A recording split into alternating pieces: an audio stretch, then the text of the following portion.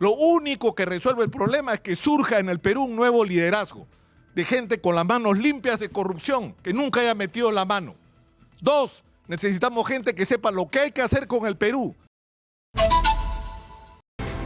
Lo que ha pasado en las últimas horas en el Agustino y en la Victoria, donde numerosos grupos de peruanos, jóvenes la mayor parte de ellos, mototaxistas la mayor parte de ellos, han simplemente explotado y se han lanzado contra los extorsionadores del Tren de Aragua o quién sabe de qué organización criminal venezolana, pero han extendido su molestia contra todos los venezolanos presentes en el Perú.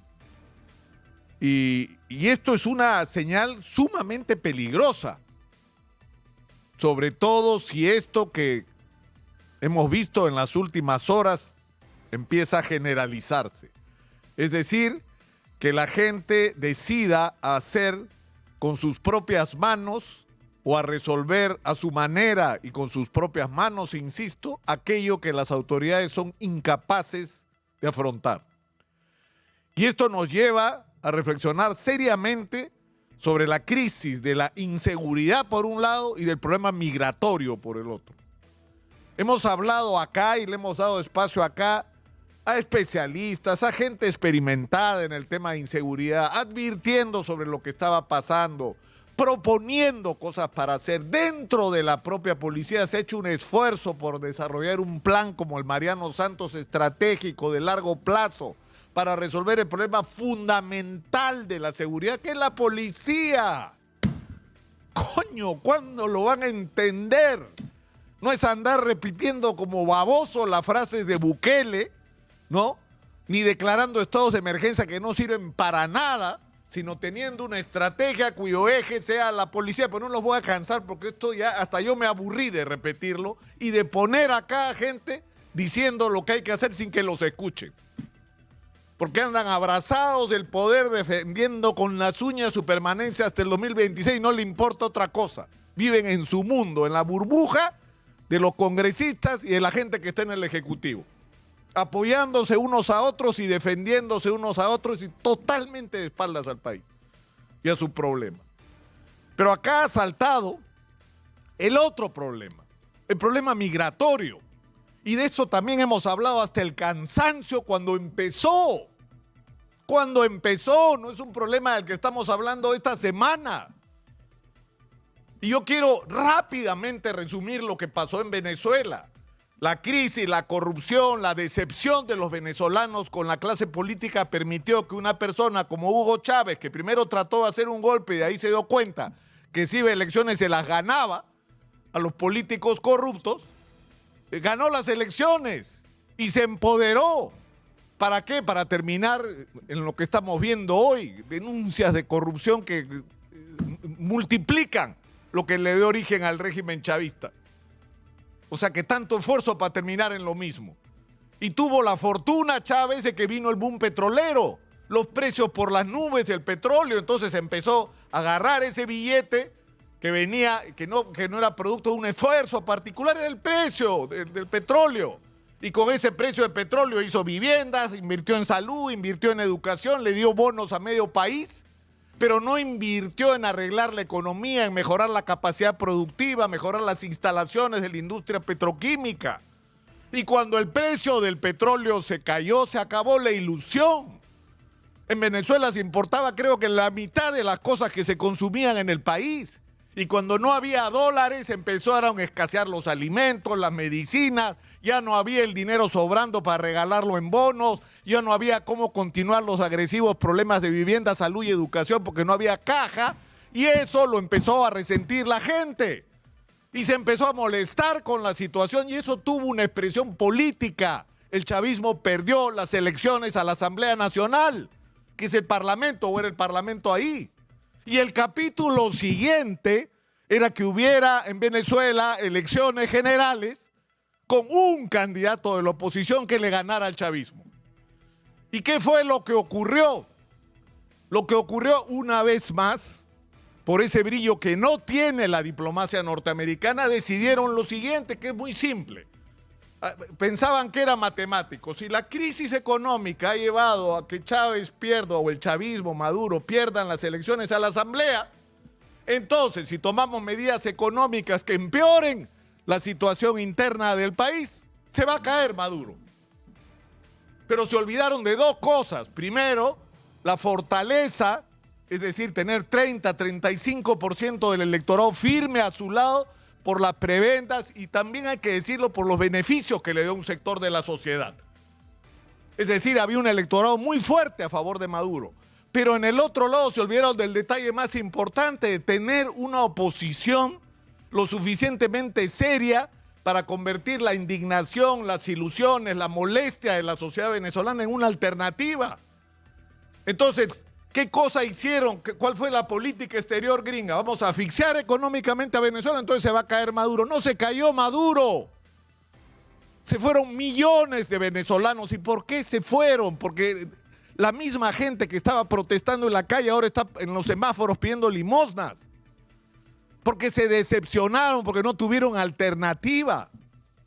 Y nosotros hemos sido de alguna manera cómplices de una política exterior hacia Venezuela que ha sido un fracaso. Lo que había que hacer con Venezuela es convertirnos en un instrumento de intermediación, es decir, no sumarnos al conflicto, sino a la solución del conflicto, para que en Venezuela hubiera elecciones libres, con participación de todos, sin presos, ni perseguidos, ni excluidos políticos, con un uso equilibrado, ¿no?, igualitario de los medios de comunicación. Eso es por lo que había que pelear en Venezuela, para que el problema lo resuelvan además los propios venezolanos.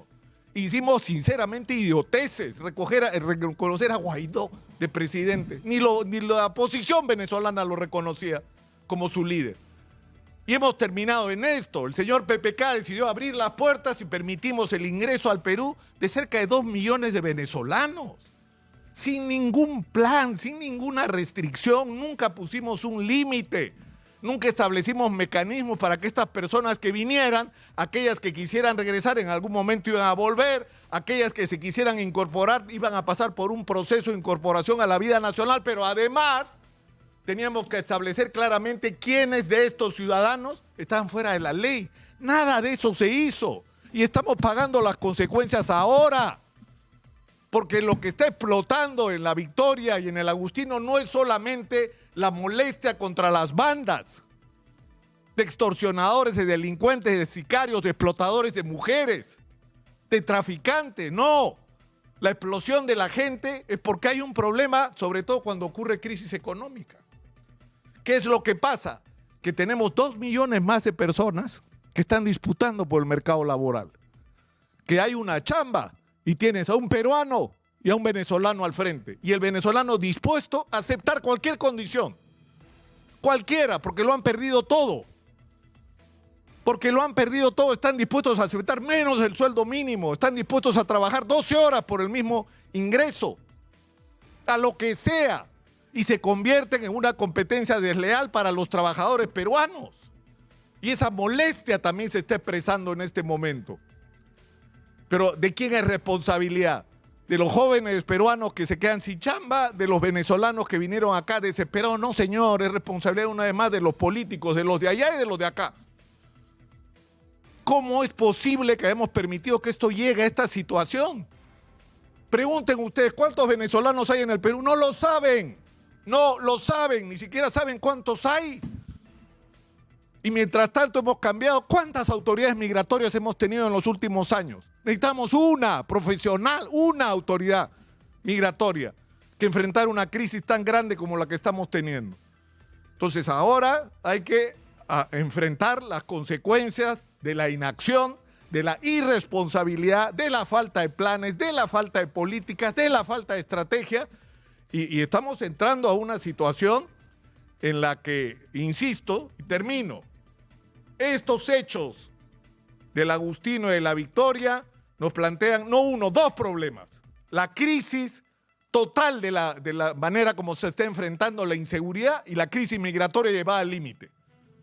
Explotó en el Agustino y en La Victoria algo que se estaba incubando. Yo me preguntaba hace algunos días o semanas, ¿hasta dónde va a llegar el límite de tolerancia de la sociedad peruana? Bueno, empezó a romperse el dique de la tolerancia. Empezó a romperse. y estamos avisados. Necesitamos en el Perú cambios políticos. Necesitamos una nueva dirección. No necesitamos solo que se vaya al Congreso, que se vaya a INA. No, señor, eso no resuelve el problema. Lo único que resuelve el problema es que surja en el Perú un nuevo liderazgo de gente con las manos limpias de corrupción, que nunca haya metido la mano. 2, necesitamos gente que sepa lo que hay que hacer con el Perú. Y 3, necesitamos gente que esté dispuesta a fajarse, pues. A fajarse. Es decir, a renunciar a la comodidad del decir, hay que hacer esto, hay que hacer lo otro, ¿no? O a criticar lo que se está haciendo mal y asumir la responsabilidad de tomar en sus propias manos la conducción del país. Y eso significa que la gente que no ha estado haciendo política se atreva ahora a hacer política. Porque si seguimos dejando la política en manos de quienes las han estado ejerciendo, no solamente vamos a perder la oportunidad, sino el Perú puede ser un país desmadrado y sin control. Y yo creo felizmente que estamos a tiempo de cambiarle el rumbo a este país.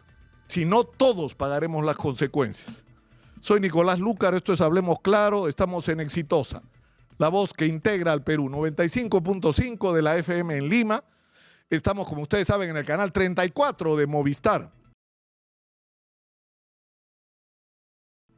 Y ha habido un incidente terrible, simplemente en Huánuco, donde una criatura de 5 años de edad ha sido secuestrada, violada y asesinada por un depredador que uno sinceramente no entiende cómo puede existir, cómo pueden existir esta clase de personas. Y esto ha provocado, por supuesto, una indignación, una irritación, una molestia absolutamente entendible en la sociedad y no solamente en Huánuco. Estamos enlazados telefónicamente con la Adjunta para la Niñez y la Adolescencia de la Defensoría del Pueblo, con Luz Mejía. Luz, muy buenos días.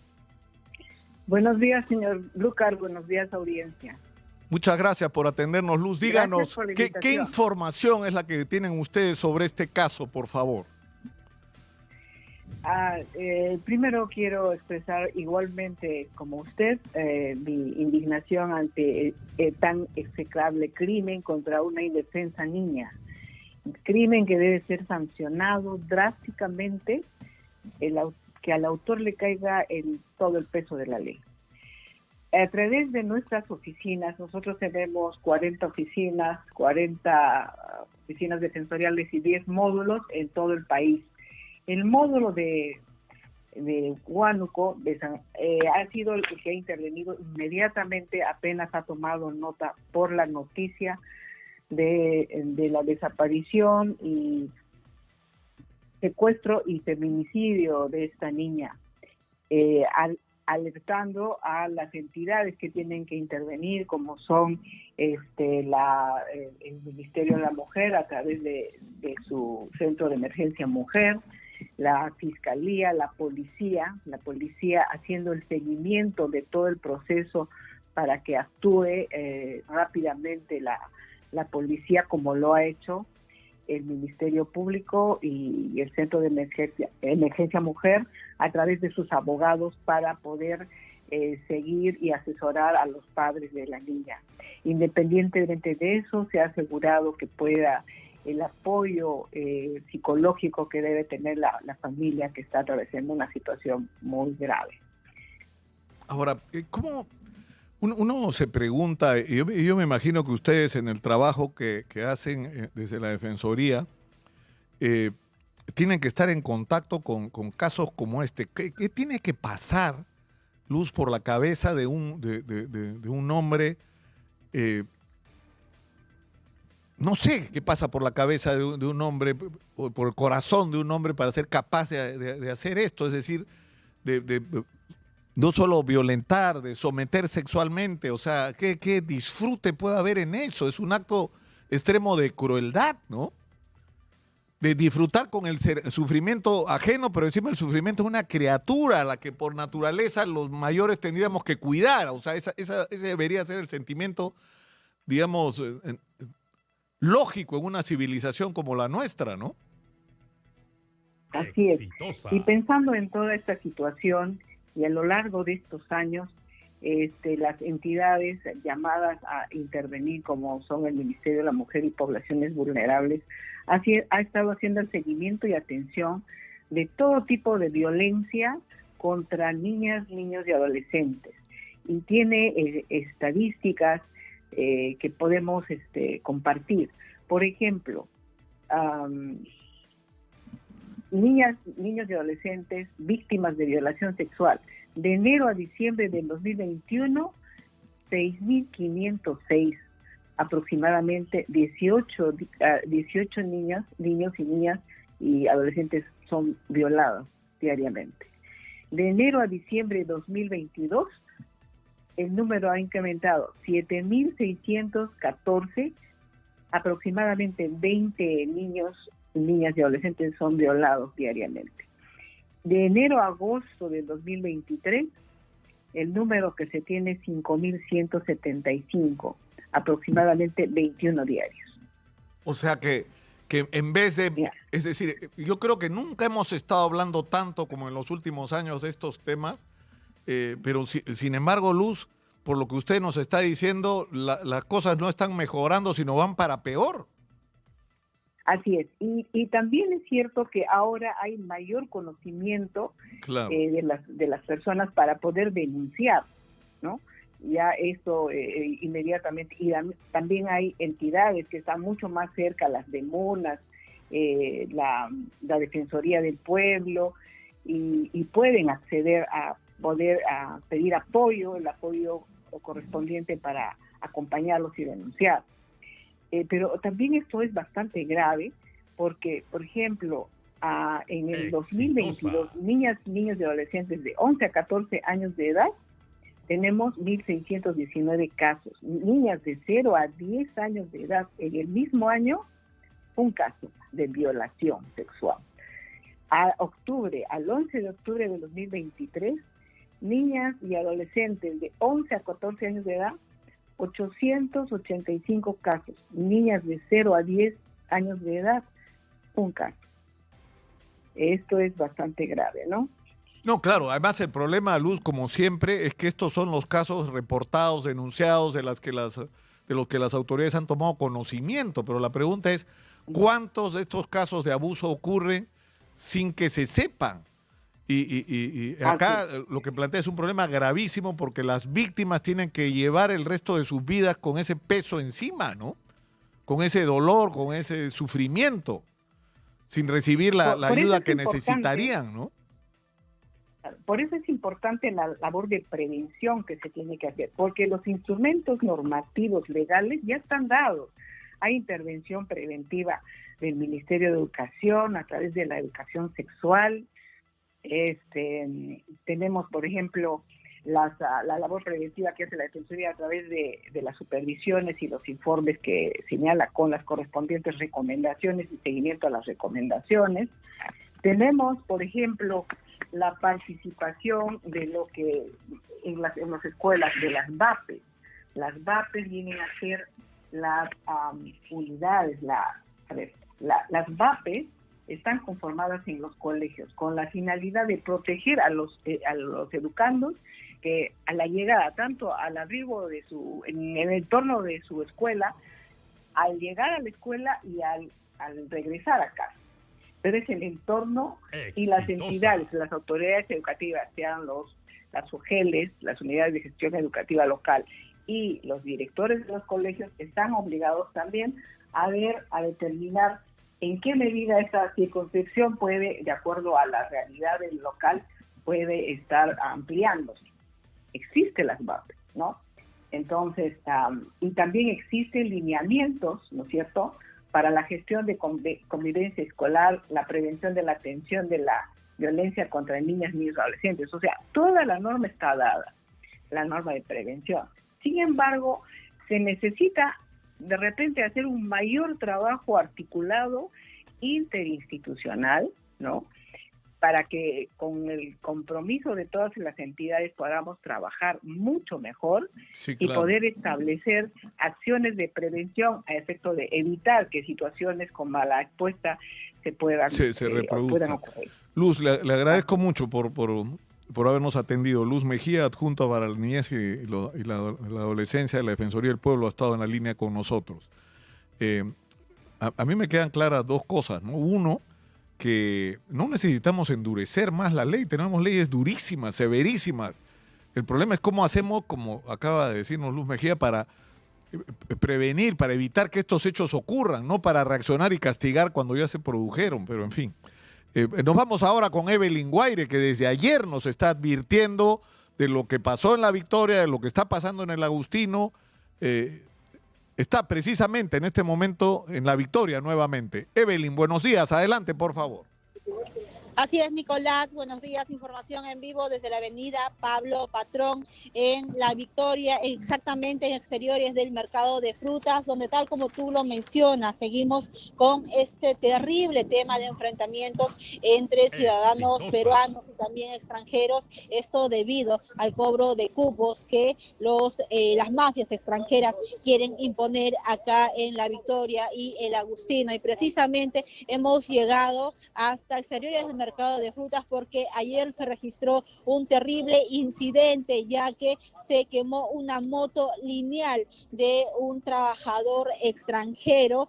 Esto debido a las advertencias que ya ellos venían recibiendo por parte de los compatriotas, de los ciudadanos peruanos. Y esto, Nicolás, como sabemos, parte a raíz de estos cobros de cupos además que no son ajenos acá en el mercado de frutas, porque también los mototaxistas de esta parte han sido víctimas de esto y por eso es que hoy ellos denuncian con mucho temor. Vamos a mantener su identidad y también su imagen bajo reserva porque ellos tienen miedo de algunas represalias. Sin embargo, nos han denunciado que ellos han sido amenazados por cobradores de cupos, no solo mototaxistas además, Nicolás, sino también a todos los vendedores ambulantes que están en este perímetro del mercado de frutas. Vamos a conversar. Buenos días, bienvenido, Exitosa. Usted me comentaba que habían llegado motos lineales y habían lanzado unas advertencias respecto a los cobros de cupos. Coménteme cómo ha sido esta situación, el temor que ustedes tienen como mototaxistas. Sí, buenos días. Mira, lo que pasa aquí es que ¿no? Vienen acá, nos amenazan con que tenemos que colaborar, ¿no?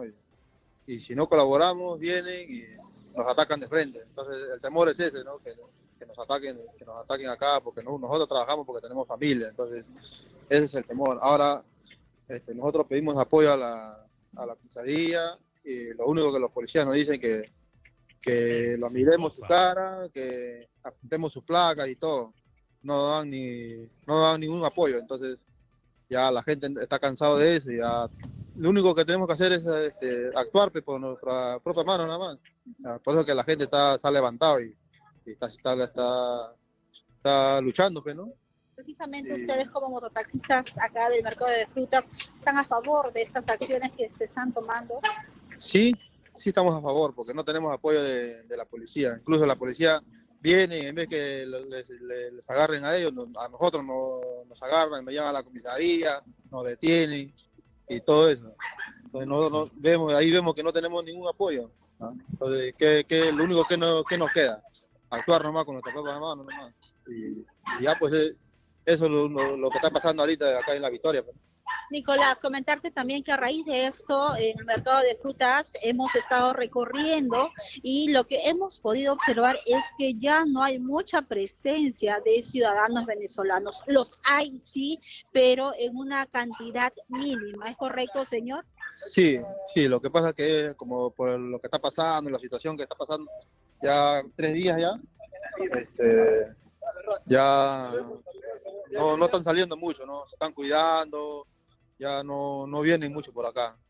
Pero de todas maneras, ¿no? Ya ayer nos han amenazado que iban a subir arriba al cerro, iban a quemar las motos, iban a disparar a cualquier persona que esté en la calle.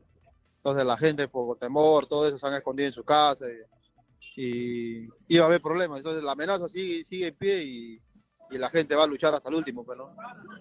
Bien, Nicolás, terrible situación en realidad la que se vive entonces acá en La Victoria. Esta es la información que tenemos a estas horas de la mañana. Para Éxitos en Lima, 95.5, contigo en estudios. Muchas gracias a Evelyn Guaire, que hay que decirlo una vez más, ha estado atenta a esta situación y desde ayer nos advertía sobre la gravedad de lo que estaba pasando.